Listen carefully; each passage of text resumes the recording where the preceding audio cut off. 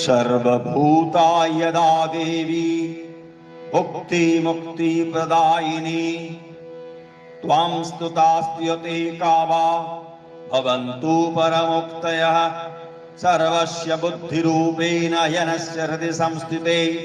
स्वर्गापवर्गते देवी नारायणि नमोस्तुते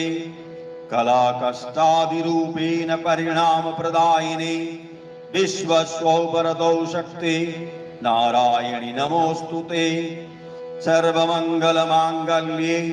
शिवे सर्वार्थसाधिके शरण्ये त्र्यंबके गौरी नारायणि नमोस्तुते सृष्टि स्थिति विनाशानां